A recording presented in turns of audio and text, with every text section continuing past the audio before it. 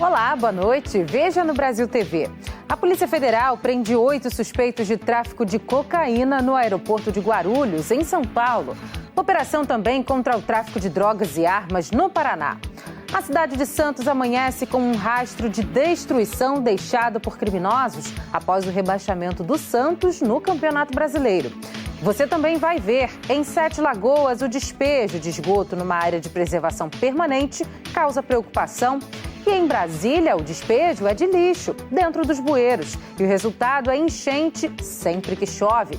E ainda em Sergipe, agora é lei. Em vez de sirene, as escolas têm que tocar música para a saída dos alunos. E a solidariedade que faz tanta diferença nessa época de Natal. Hoje é quinta-feira, dia 7 de dezembro. O Brasil TV está começando.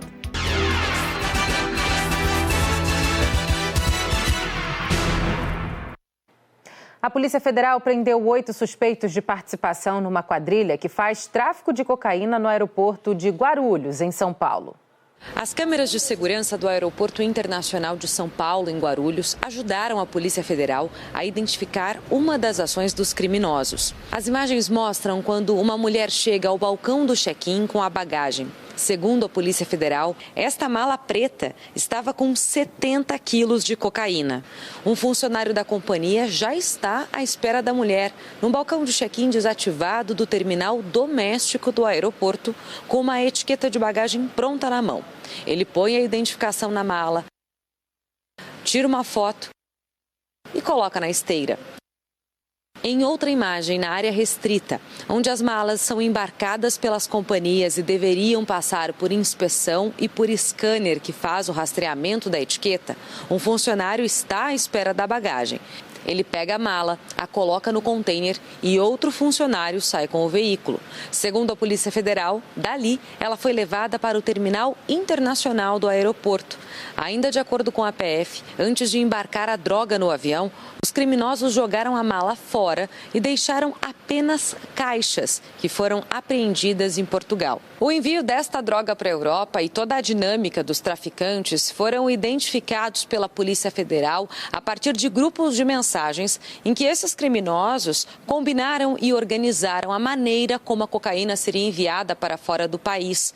Com base nessa investigação, que começou em 2021 e em outras duas que também miram no tráfico internacional de drogas, a PF deflagrou hoje uma operação para prender suspeitos de envolvimento no esquema criminoso. 13 mandados de prisão e 18 de busca e apreensão foram expedidos pela Justiça. A maior parte foi cumprida em Guarulhos. Segundo a PF, foram identificados funcionários do aeroporto e de empresas terceirizadas que atuavam na quadrilha. Uma das investigações da PF aponta que os traficantes conseguem também mandar drogas para o exterior pelo terminal de cargas. Numa das ações criminosas, a polícia identificou o envio de quase 600 quilos de cocaína para a Alemanha. O aeroporto precisa melhorar muito em termos de segurança orgânica, não só câmeras, mas sistemas e controle de quem se movimenta lá dentro. Se melhorar isso daí, eu acredito que melhore bastante. A Polícia Federal do Paraná fez uma operação para prender suspeitos de tráfico internacional de armas e de drogas. A Polícia Federal cumpriu os mandados de prisão preventiva e de busca e apreensão em cidades aqui do Paraná, de São Paulo, Minas Gerais e no Rio Grande do Sul. 13 pessoas foram presas, 3 delas em flagrante. Os policiais também apreenderam 3 armas, munições, o equivalente a R$18 mil em dinheiro vivo, 2 caminhões e 8 carros, avaliados no total de R$625 mil. A operação mirou em 2 grupos criminosos que agiam da mesma forma. Eles traziam as drogas do Paraguai para o Brasil por Foz do Iguaçu e depois distribuíam para outros estados.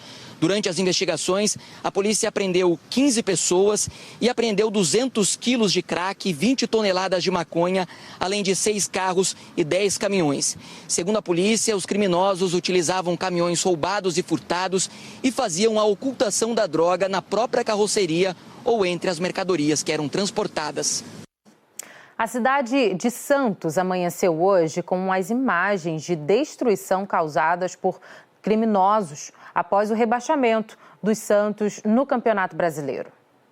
A cidade, dividida por canais, que tem o Rei Pelé como ídolo maior, amanheceu com os sinais do vandalismo depois do rebaixamento do Santos Futebol Clube. No Canal 1, a menos de 500 metros da Vila Belmiro, ainda estavam 4 ônibus municipais destruídos. Ao todo, 6 coletivos foram incendiados. 4 carros de passeio também foram incendiados depois do jogo entre Santos e Fortaleza, na Vila Belmiro. A frente do Estádio Urbano Caldeira virou uma praça de guerra. Na tentativa de dispersar a multidão, a polícia militar usou gás de pimenta. Torcedores que assistiam ao jogo em bares e até dentro do estádio começaram a passar mal. PMs foram atingidos por garrafas, pedras e até fogos de artifício, segundo a Secretaria de Segurança Pública. O policiamento foi reforçado por cavalaria e helicópteros. A confusão seguiu para outras ruas do bairro. Uma fumaça escura apareceu no céu. De manhã, o trânsito ainda sofria as consequências da quebradeira. Parte da avenida onde estavam os ônibus precisou ser interditada. Num dia de calor, mais de 30 graus, a carcaça de um ônibus atacado ontem à noite voltou a pegar fogo. Os bombeiros foram chamados.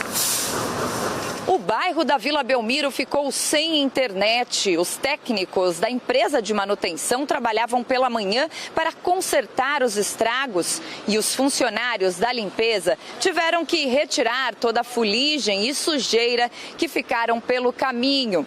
O bairro é bem residencial e quem mora no entorno do Estádio do Santos sofre em dias de jogos que acabam em confusão.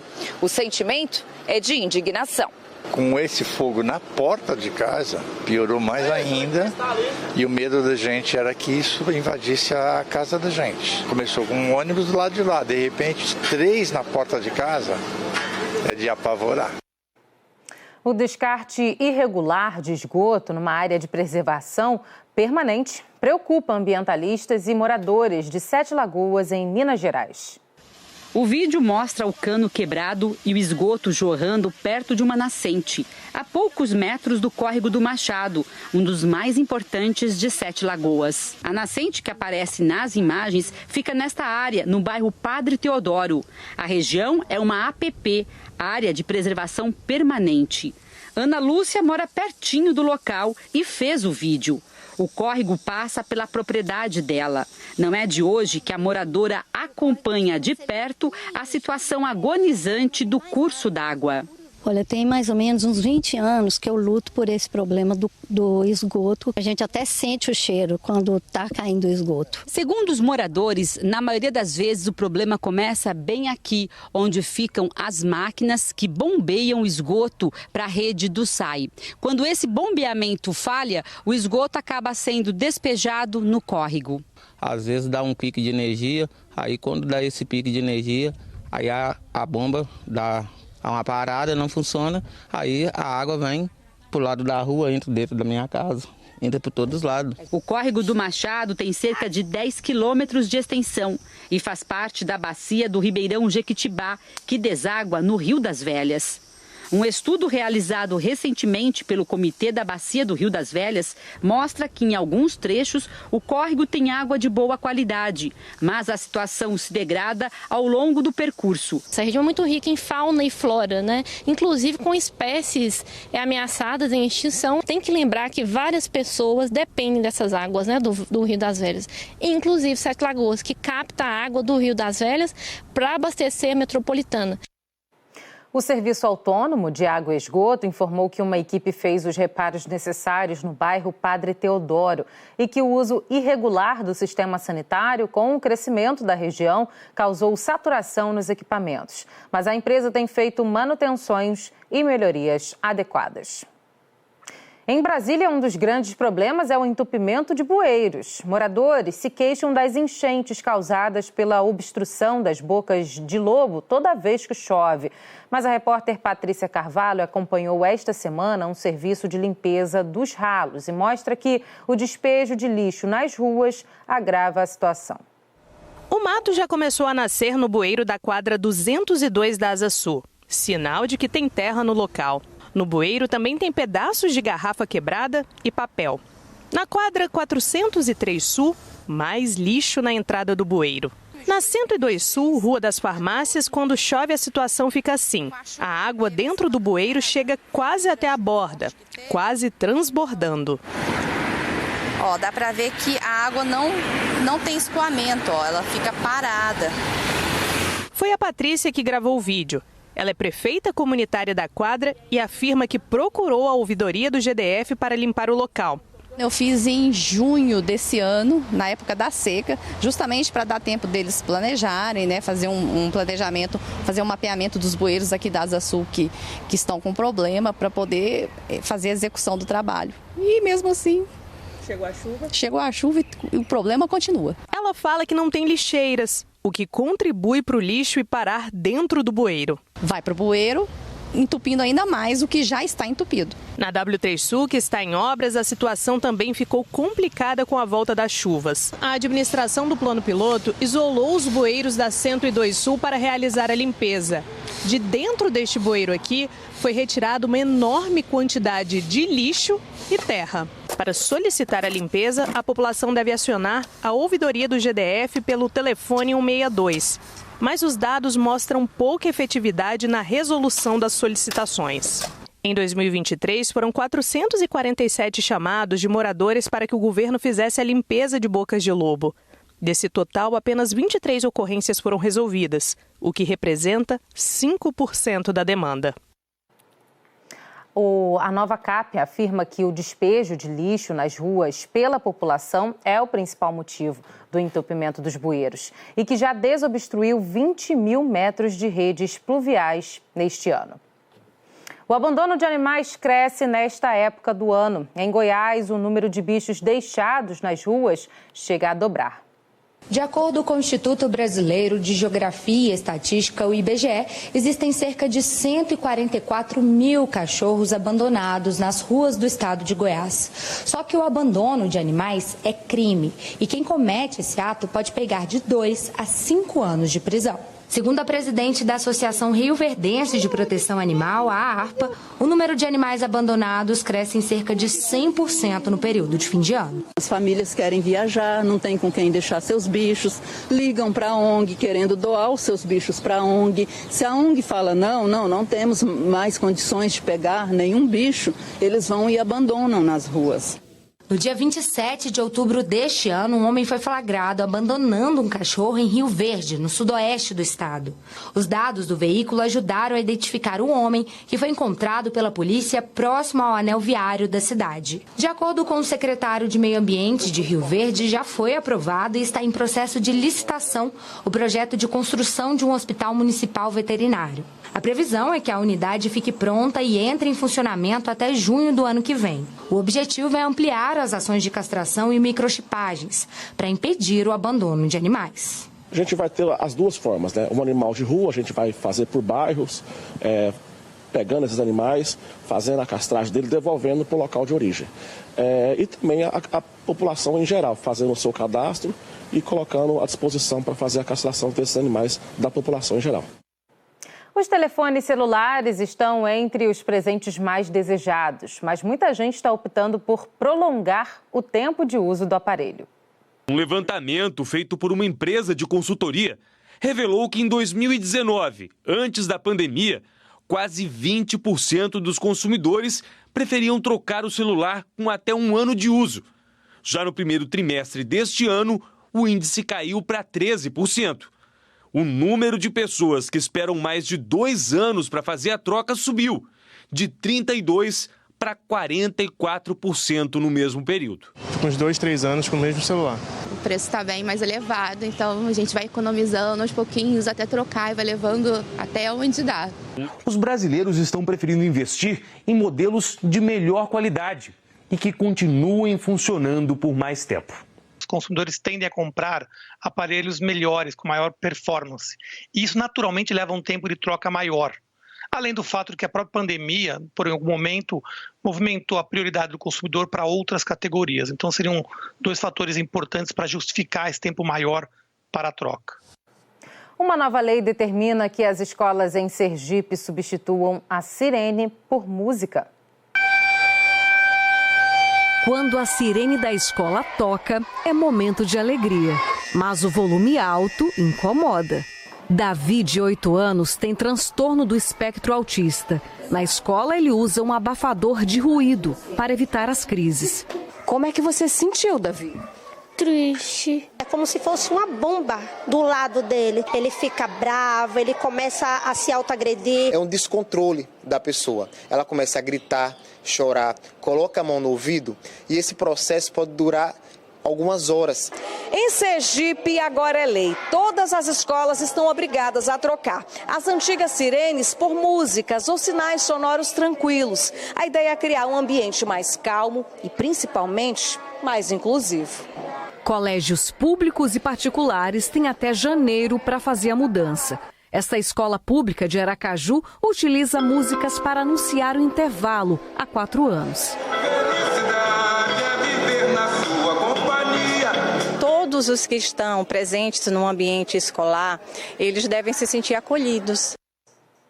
A seguir, a alegria de crianças que receberam a visita de um Papai Noel diferente, mas com um monte de presentes antecipados. Não saia daí.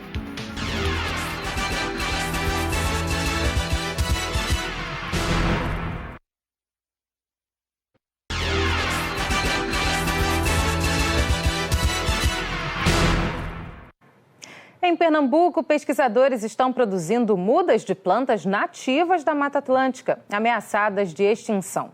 É um trabalho que exige paciência, limpar as sementes uma a uma, esterilizar o material usado na reprodução das mudas repetidas vezes, colocar cada semente no tubo de ensaio no meio de cultura. Esta espécie de gelatina com todos os nutrientes para que ela possa germinar. A ciência dá um empurrãozinho para que as espécies em extinção da Mata Atlântica possam ter mais chances de brotar. Semente que demoraria 30, 45 dias, 60 ou até mais dias para germinar, ela pode germinar com 8 dias, 15 dias. Os pesquisadores também dão uma força para a natureza ao quebrar a dormência das sementes. A lâmina corta a semente de araticum para facilitar a germinação. Um trabalho cirúrgico e eficaz. 92 espécies da Mata Atlântica são reproduzidas nos laboratórios do Centro de Tecnologias Estratégicas do Nordeste, o CETENE. 8 delas correm risco de extinção. Produzir mudas de espécies diferentes, com maior resistência, a um custo mais baixo, são os desafios dos pesquisadores. Quanto maior o número de espécies que a gente consegue disponibilizar, mais rápido é a velocidade com que o bioma pode se recuperar. As mudas passam de 1 a 3 meses nessa sala, com a umidade, temperatura, iluminação e nutrientes controlados.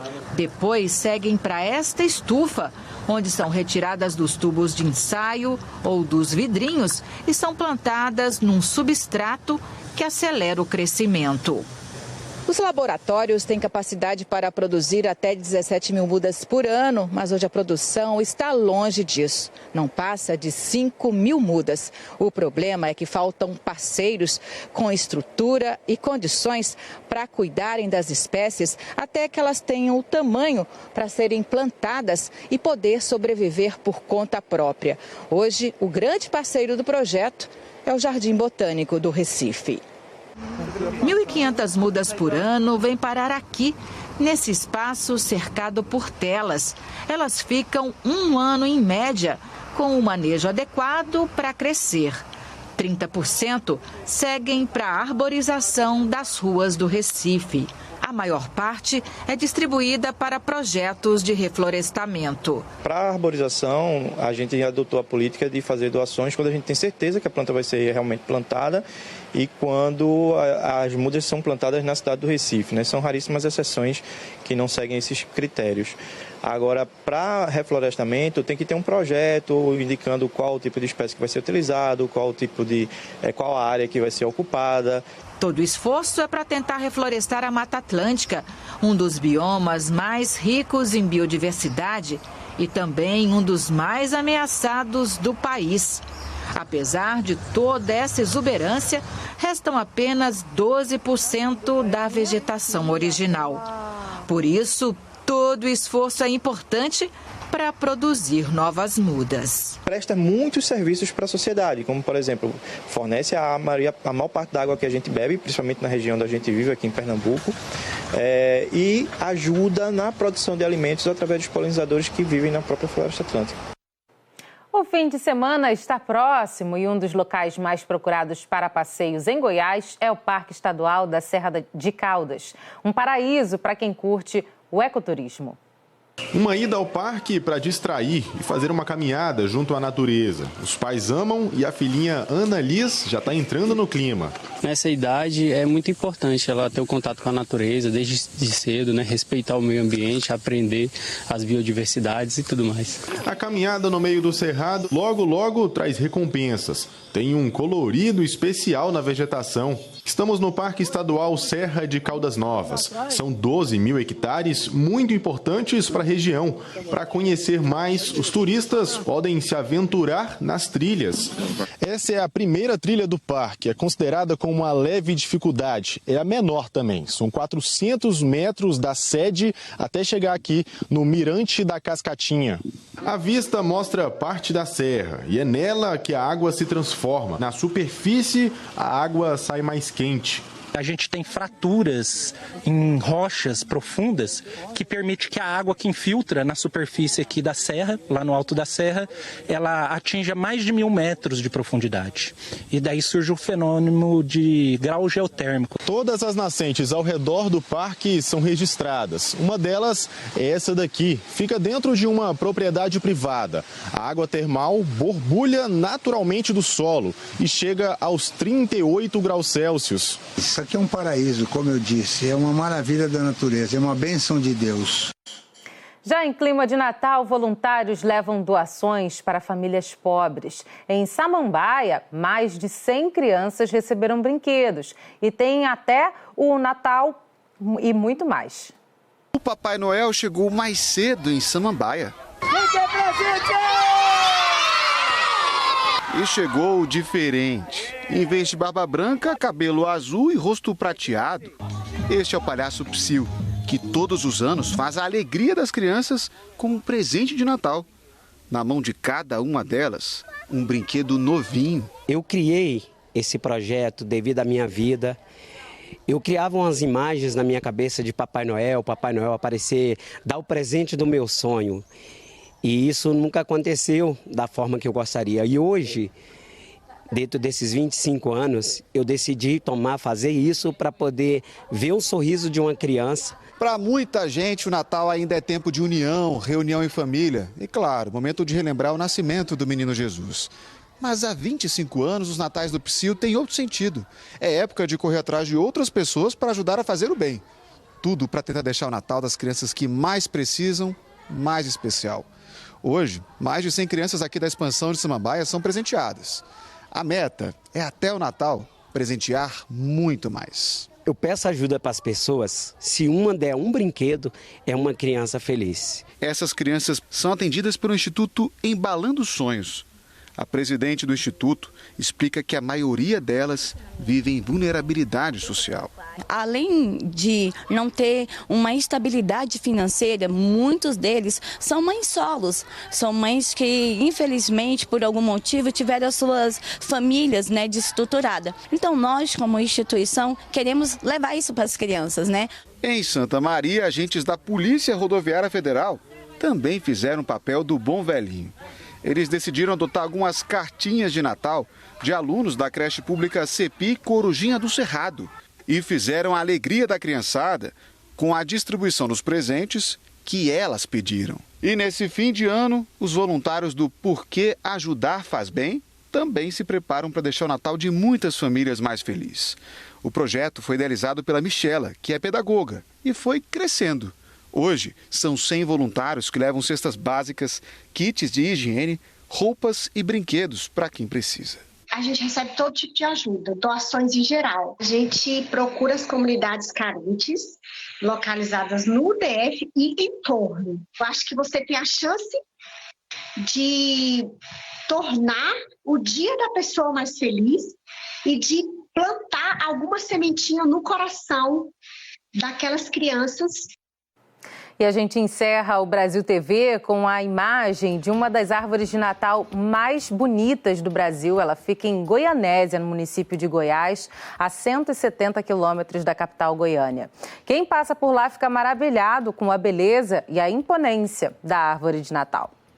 Bem no meio da Praça Laurentino Martins, uma das maiores árvores de Natal de Goiás. São 40 metros de altura e milhares de lâmpadas. Luzinhas que piscam, acendem e apagam e criam o clima perfeito para o Natal. São inúmeras atrações que poderão ser aproveitadas por toda a família até 23 de dezembro. Apresentações culturais e diversão para a criançada não faltam. O Papai Noel já está em Goianésia, acompanhado dos mensageiros da Esperança e da Mamãe Noel. Recebe as crianças com muito carinho. É tempo de festividade, mas também é tempo de paz, tempo de união. Um passeio para a família inteira e que rende belos registros. É muita foto, traz as crianças, quem não veio ainda vem, traga as crianças, porque tá lindo, tá maravilhoso.